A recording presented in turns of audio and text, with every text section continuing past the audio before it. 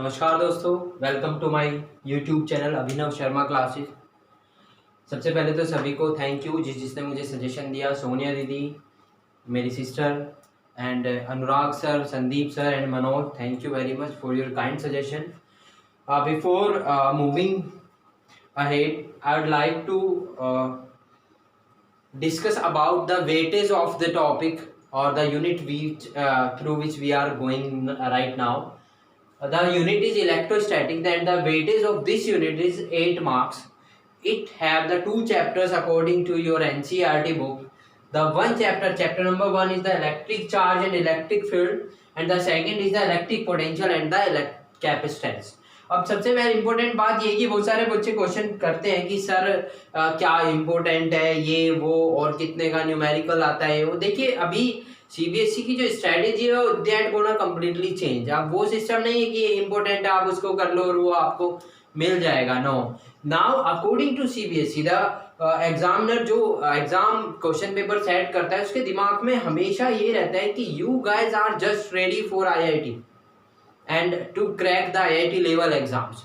तो इसी को ध्यान में रखते हुए वो लोग क्वेश्चन पेपर सेट करते हैं। So this is my humble request to all of you कि अभी क्योंकि शुरुआत है तो आप लोग जितना हो सके डीपली पढ़े और सब कुछ पढ़े, बिकॉज टॉपर वही होता है जो डीपली पढ़ता है और सब कुछ पढ़ता है, एवरीथिंग, राइट। सो हमने कल पढ़ लिया था चार्ज के बारे में, उसकी प्रॉपर्टीज क्या होती हैं। आज हम पढ़ेंगे Coulomb's law. Coulomb's law, Coulomb's law basically क्या है? कूलॉम्स लॉ ये बोलता है कि मान के चलिए आपके पास दो चार्जेस हैं, charge number 1, charge number 2, Q1 and Q2, right. Charge 1 is Q1 because हम चार्जेस को Q से डिनोट करते हैं, and charge 2 is Q2, right. इनका जितने भी कॉलम का होगा और इनके बीच का जो डिस्टेंस है वो मान के चलिए R है। तो ये क्या कहता है? ये कहता है कि the force of interaction, I repeat, force of interaction, ये सबसे इंपॉर्टेंट टर्म है। यहाँ पे आपने जब ग्रेविटेशन में पढ़ा होगा तो वहां पढ़ा होगा force of attraction between the two masses, यहाँ पे वो नहीं है, यहाँ पे फोर्स ऑफ इंटरेक्शन। इंटरेक्शन मतलब फोर्स है, इट कैन बी रिपल्सिव और attractive depending upon the polarity of the charge. If the polarity of the charges are same then it will be repulsive, and if the polarity is it means the first charge is positive and the second is negative, or second is positive first is negative, then it will be the attractive, and if the polarity of charge is either plus plus or minus minus, it will always be repulsive. So here we use the term force of interaction. So force of interaction between the two charges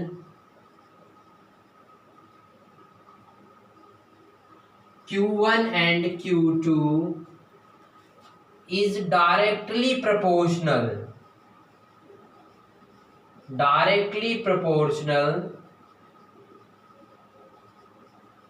to the product of charges, product of magnitude of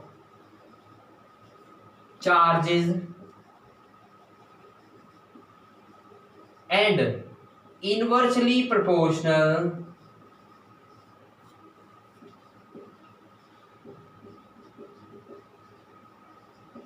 to the square of the distance between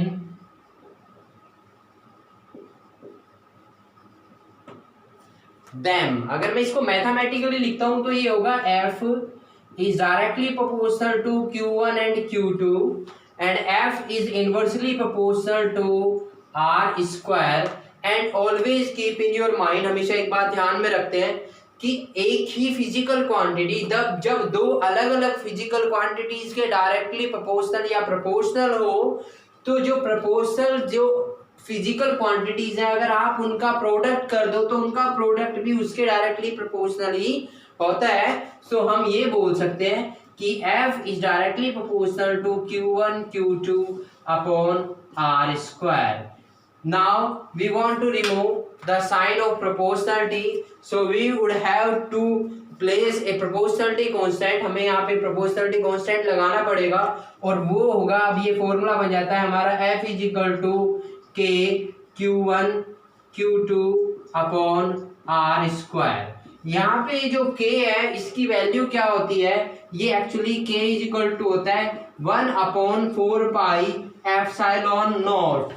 I repeat epsilon naught, और इसकी value होती है 9 into 10⁹ and unit होती है Newton metre square पर coulomb square. Always keep this thing in your mind. यहाँ पे k की जो वैल्यू होती है वो होती है 1/4 epsilon naught 9 into 10⁹ newton metre square पर कूलॉम स्क्वायर। और यहाँ पे जो एप्सिलॉन नॉट की वैल्यू, अगर आप 4 को उधर ले जाओ, इसको रिवर्स कर देंगे तो यहाँ पे एप्सिलॉन नॉट की जो वैल्यू होती है 8.85 इंटू 10⁻⁻12। अब बिकॉज ये यूनिट भी इनवर्स हो जाएंगी, जो प्लस का है वो माइनस हो जाएगी पावर, जो माइनस है वो प्लस हो जाएगी, राइट। तो ये एप्सिलॉन नॉट, अब ये एप्सिलॉन नॉट क्या है, this is known as the electrical permittivity. Electrical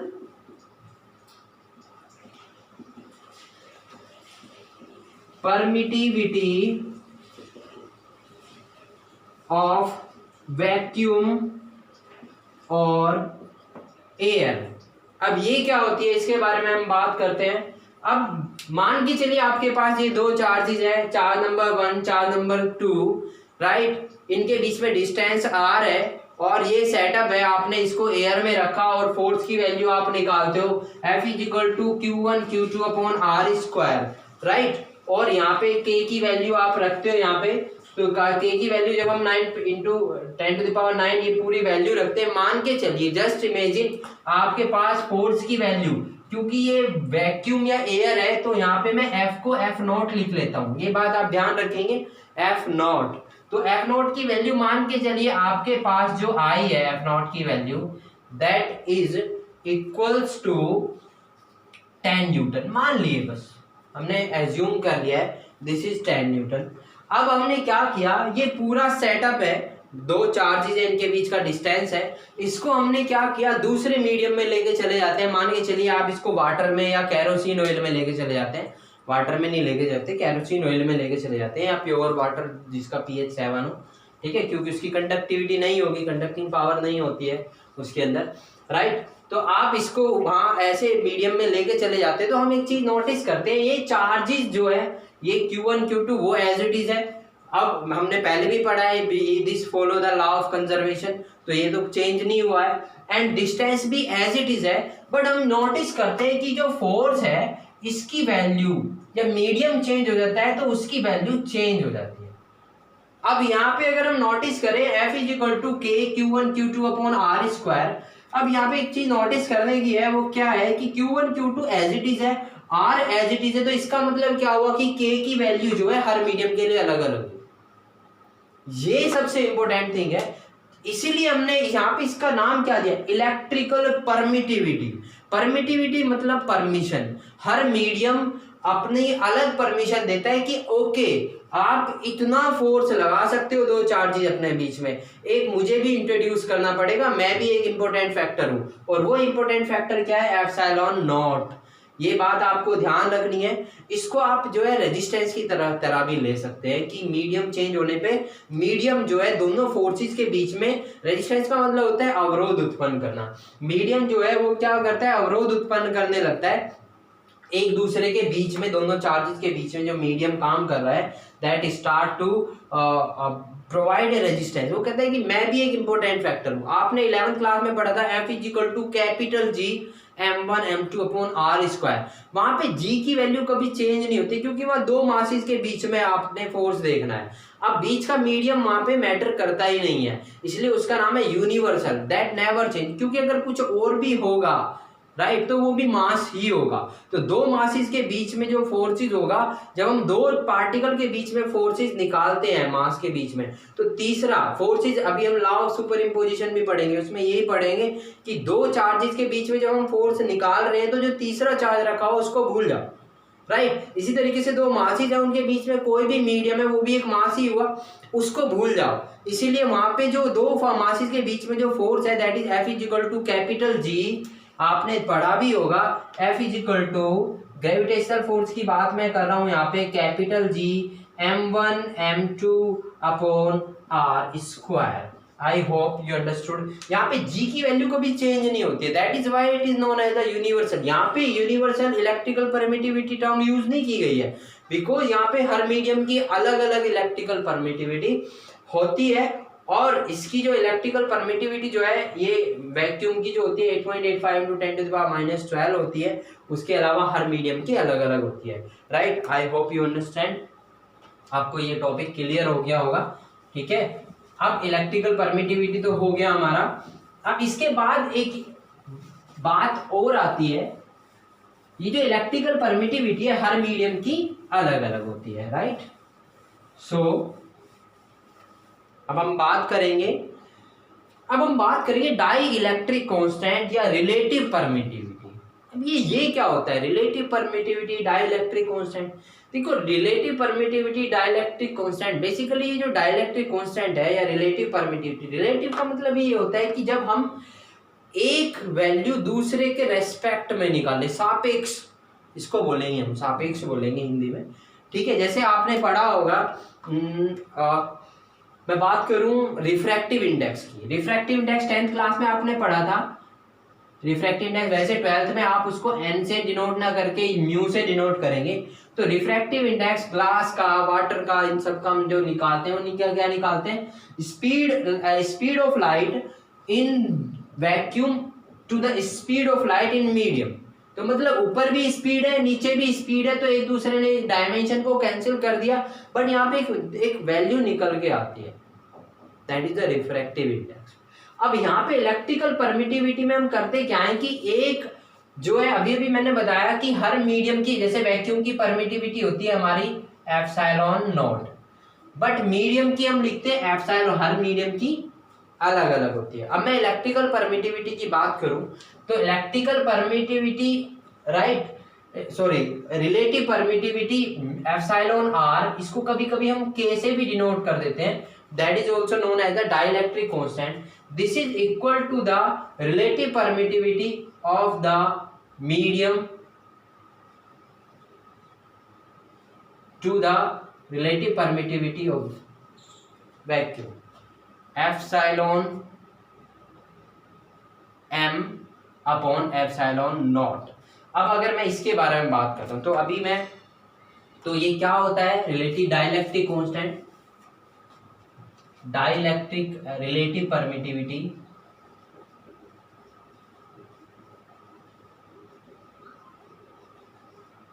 और डाई इलेक्ट्रिक कांस्टेंट। तो ये क्या होता है, it is the ratio of the permittivity of the medium to the electrical permittivity of the vacuum. तो ratio of electrical permittivity of the medium to the electrical permittivity of the vacuum, right? तो इसका मतलब ये हुआ epsilon r और k is equals to epsilon m upon epsilon naught, right. अब मैं इसको थोड़ा सा अगर हम बात करें, F naught is equal to था हमारा 1/4 epsilon naught q1 into q2 upon r square. F M was equal to 1/4 epsilon m q1 into q2 upon r square. अगर आप इनका रेशियो निकालते हैं that is epsilon r is equal to क्या होगा, आप एक काम कीजिए एफ नॉट को एफ एम से डिवाइड कर दीजिए, तो F naught upon F M को जब आप डिवाइड करोगे ये पूरी टर्म दूसरे से एक दूसरे से कट जाएगी, 4 पाई से 4 पाई कट जाएगा, एप्सिलॉन एम ऊपर आ जाएगा और एप्सिलॉन नॉट नीचे आ जाएगा। तो F M upon F naught is equal to क्या आ गया, that is equal to epsilon M upon epsilon naught, and this is equal to K और epsilon R, right.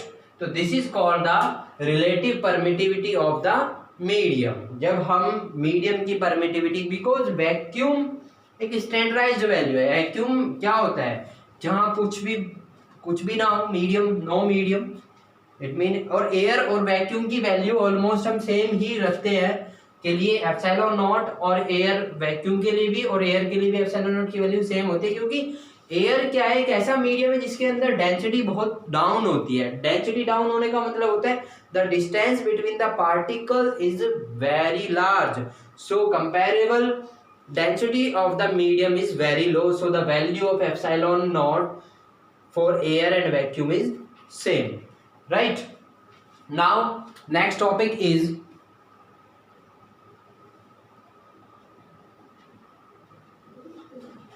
So guys, एक नया टॉपिक है इसी जो भी हमारा ये कूलॉम्स लॉ चल रहा है, और ये कंटिन्यूअस चार्ज डिस्ट्रीब्यूशन आपको हर जगह हेल्प करेगा।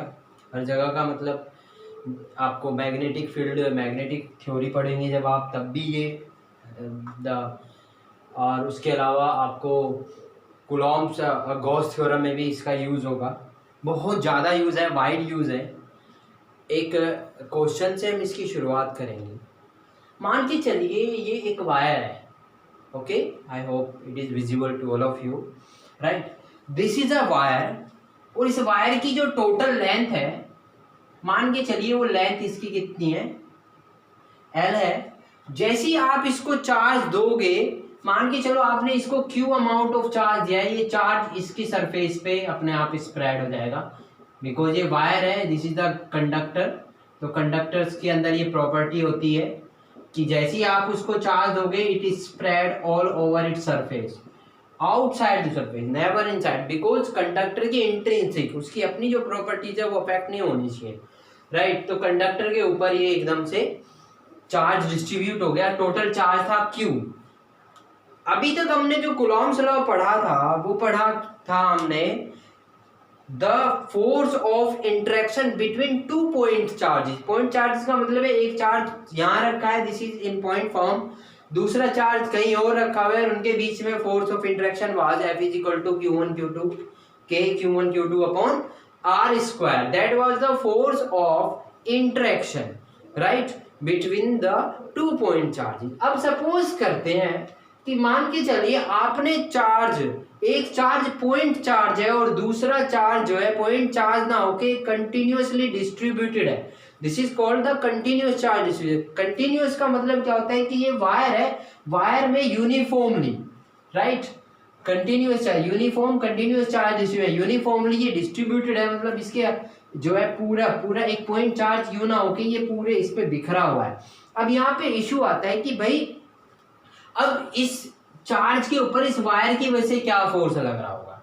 अब मैं बात करता हूं, मान के चलो मैं इसका ये एक छोटा सा टुकड़ा ले लेता हूं, राइट।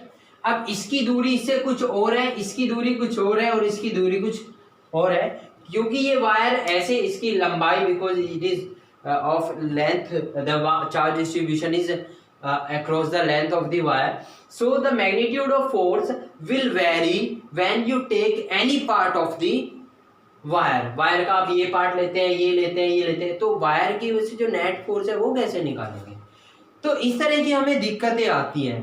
तो इसके लिए हम डेंसिटी निकालते हैं, चार्ज डेंसिटी। आपने डेंसिटी पढ़ा होगा 11th में भी, 9th में भी, density rho is equal to mass upon volume. But actually that is not exactly the density, that is the volumetric density। Density का मतलब क्या होता है कि अगर आप मान के चलिए ये एक वायर है, इसकी लंबाई, या ये एक आयरन रोड है और इसकी जो लेंथ है, इसकी लेंथ मान के चलिए 10 मीटर है और इसका वेट 20 kg है, तो 1 मीटर लेंथ का वेट कितना हुआ, 2 kg हुआ।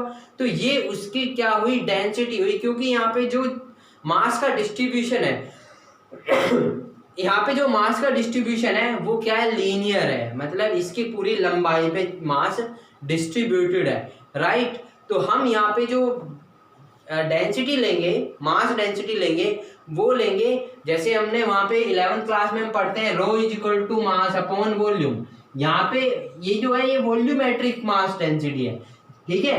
अब अगर मैं यहाँ पे बात करूं तो अगर मैं लीनियर की बात करूं तो उसको लैम्डा से, lambda is equal to M upon L per unit length, centimetre में, मीटर में, जिसमें भी आप ले रहे हैं, 1 यूनिट लेंथ अगर आप ले, एक टुकड़े, या मान के चलिए ये एक वायर है, इसको आपने, ये यूनिफॉर्मली वायर है, यूनिफॉर्म वायर है, और इसका जो भी मास, अगर आप इसके बराबर बराबर टुकड़े करो तो हर टुकड़े का अगर वेट इक्वल हो तो हम उसको बोलेंगे यूनिफॉर्म मास डिस्ट्रीब्यूशन।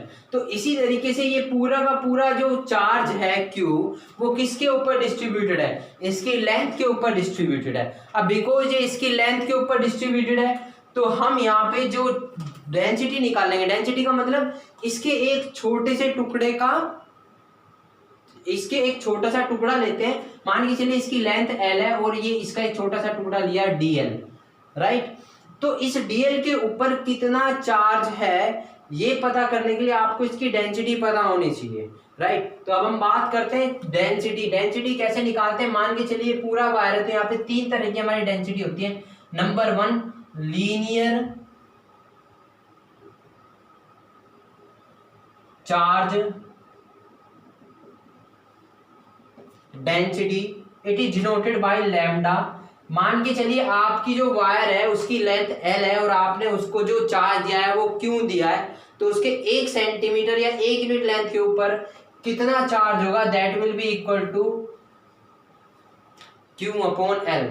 आप यहाँ पे नोटिस करेंगे L के ऊपर कितना चार्ज है Q, तो 1 यूनिट के ऊपर कितना होगा Q अपॉन L, और 1 यूनिट के ऊपर जो चार्ज होता है that is known as the charge density. This is, क्योंकि ये चार्ज डिस्ट्रीब्यूशन लॉन्गिट्यूडनल है, लेंथ में है, तो ये linear charge density lambda is equal to Q upon L। Number 2, point number 2, right, books में आपको ये मिलेगा delta L upon delta Q upon delta L, ऐसा भी मिलेगा आपको, ये याद रखना है। Infinitesimal charge, infinitesimal length, mean बहुत स्मॉल लेंथ हम लेते हैं। Point number 2 is the surface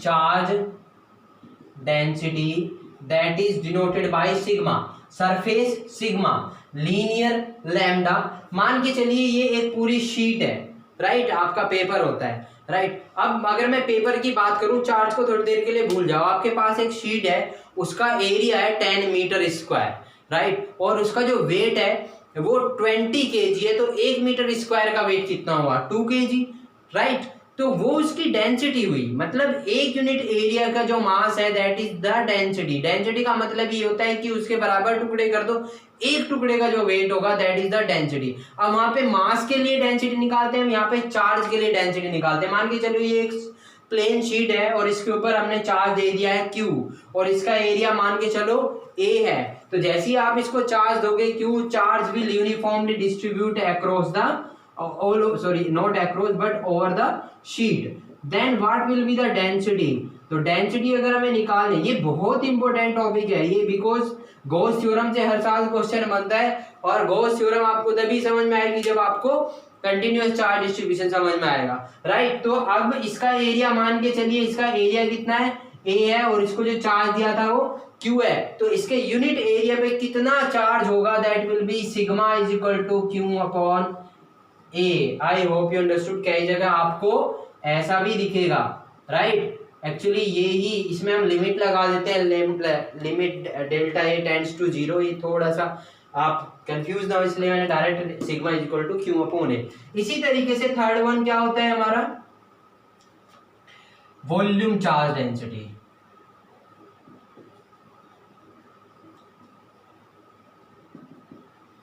that is denoted by volume charge density, जैसे हम मास में निकालते हैं रो, ऐसे इसमें निकालते हैं rho is equal to total charge upon total volume, या delta q upon delta v, आपको ऐसा भी मिलेगा। आप प्लीज ये सबसे important, I personally think so these are the most important things those you have to remember about the continuous charge distribution, क्योंकि continuity. अब इसका एक छोटा सा एग्जांपल लेते हैं हम, ठीक है, इसका एक यूज लेते हैं। मान के चलिए ये एक वायर है, इसका कंटिन्यूअस, आपको पता चल गया कि इसके 1 यूनिट लेंथ पे कितना चार्ज है, लैम्डा है, ठीक है। अब आप इसका एक छोटा सा टुकड़ा लेते हैं, राइट।